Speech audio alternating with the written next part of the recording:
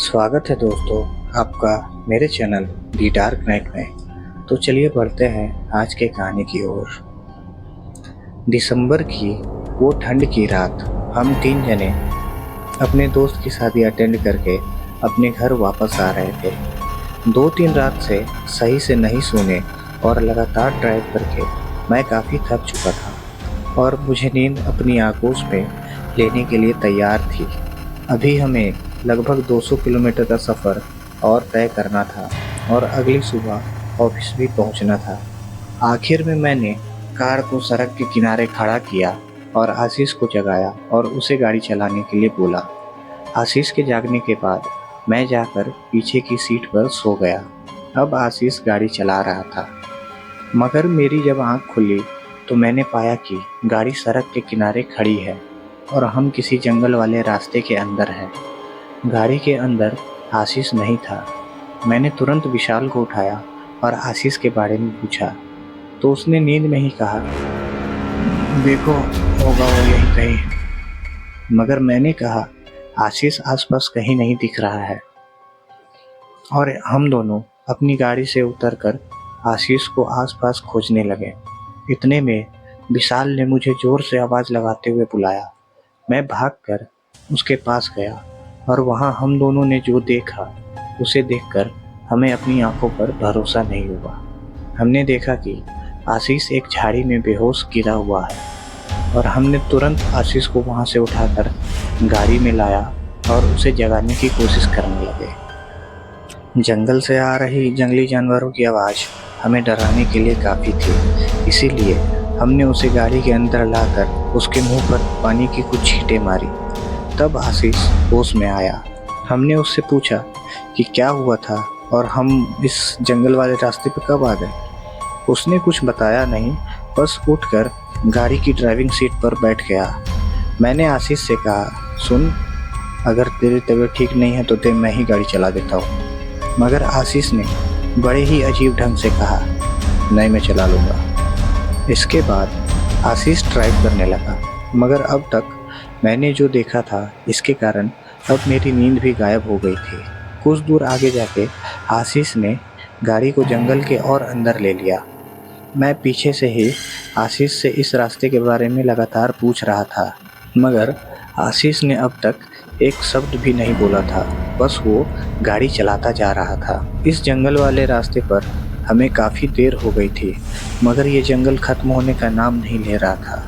और सबसे ज़्यादा जो मेरे मन को कचोट रही थी वो ये बात थी कि जब हम सब शादी में जा रहे थे तब ये जंगल वाला रास्ता तो हमने पार नहीं किया था, बल्कि हमारे रास्ते में तो जंगल था ही नहीं। मैंने आशीष से दोबारा पूछा, मगर आशीष मेरी बात को इस तरह अनसुना कर रहा था जैसे उसे कुछ सुना ही नहीं दे रहा हो। इतने में जब मैंने उसे हिलाकर कुछ सवाल किया तब मैंने महसूस किया कि आशीष का बदन बर्फ़ की सिल्ली की तरह एकदम ठंडा था। मैं कुछ सोच समझ पाता उससे पहले ही आशीष ने गाड़ी रोक दी और वो उतरकर बिना कुछ बोले जंगल के अंदर जाने लगा।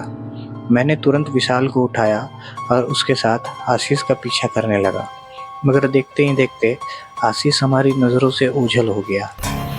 हम लोग इधर उधर आसपास में ही आशीष का नाम पुकारे जा रहे थे, मगर आशीष का कुछ अता पता नहीं चला। आशीष को खोजते हुए हम दोनों भी जंगल के काफ़ी अंदर तक चले गए। एक जगह जंगलों के बीच कुछ लोगों के बात करने की आवाज़ें आ रही थीं। हम दोनों जब उस आवाज़ की दिशा में गए तब हमने देखा कि कुछ लोग आपस में बात कर रहे थे और ये सारी चीज़ें मैं और विशाल झाड़ियों में से छिपकर देख रहे थे। अंधेरे में उनकी आंखें लाल लाल चमक रही थी। उस समय मैं और विशाल उन्हें देखकर बेहद डर गए और डर के मारे हड़बड़ाहट में हम दोनों उस जंगल से भागने लगे। अचानक से भागने के कारण जंगल में हुई हलचल ने हमारी तरफ उनका ध्यान आकर्षित किया और अब वे शैतान हमारा पीछा करने लगे थे। हम लोग भागकर जल्दी से अपनी गाड़ी पास गए तो हमने देखा कि आशीष गाड़ी में पहले से बैठा हुआ था और हमारी गाड़ी में बैठते ही आशीष ने गाड़ी भगा दी। हम आशीष से कुछ बोलते उससे पहले ही उसने एक भारी आवाज़ में हमसे कहा, अगर तुम जिंदा रहना चाहते हो तो अपनी आंखें बंद करके बैठ जाओ और जब तक मैं ना बोलूं तब तक अपनी आंखें खोलना मत। अपनी आंखें बंद करने के बाद हमने जो महसूस किया उसका अंदाज़ा नहीं लगाया जा सकता। हमने महसूस किया कि आशीष गाड़ी को एकदम तेज़ रफ्तार में भगा रहा है और गाड़ियों पर कई सारे लोग हमला कर रहे हैं। वे हमारी गाड़ी के साथ साथ दौड़ भी रहे हैं। फिर अचानक से सब शांत हो गया। मैं अपनी आंखें खोलने ही वाला था कि फिर से आशीष ने कहा, मैं जब तक ना बोलूं तब तक अपनी आंखें खोलना मत। इस कारण मैंने अपनी आंखें नहीं खोली। थोड़ी देर बाद आशीष ने हमसे अपनी आंखें खोलने के लिए कहा। मैंने जब अपनी आंखें खोली तो मेरी जान ही सूख गई।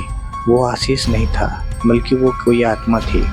आशीष उसी के बगल में बेहोश पड़ा हुआ था और इसी के साथ वो आत्मा पता नहीं कहाँ देखते ही देखते हमारी नज़रों से गायब हो गई। मैंने आशीष को गाड़ी में बैठाया और जल्दी वहाँ से हम लोग निकल गए। अगले दिन जब आशीष को होश आया तब हमने आशीष से पूछा कि कल रात क्या हुआ था। तब उसने बताया कि जब वो गाड़ी चला रहा था तब उसे एक शॉर्टकट का बोर्ड दिखाई दिया। उसने उस रास्ते को गूगल मैप में भी देखा मगर गूगल मैप पर उसकी लोकेशन नहीं आ रही थी। लेकिन उस रास्ते से जाने पर 50 किलोमीटर कम जाना पड़ता, इसीलिए उसने उस रास्ते को चुना। और फिर आगे रास्ते में गाड़ी की एक टायर पंक्चर हो गई और हम लोग को सोता हुआ देखकर वो खुद ही टायर बदलने लगा। लेकिन उसके बाद उसका सिर बहुत भारी लगने लग गया। उसकी आंखों के सामने अंधेरा छा गया। उसके बाद पता नहीं क्या हुआ। मतलब कि उस रात हमारे साथ जो भी हुआ था वो एक राज ही रह गया।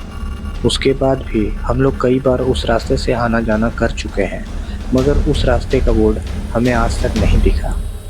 इस घटना को बीते लगभग 1 साल हो गए हैं मगर अभी तक उस रात वाली घटना का कुछ पता नहीं चला।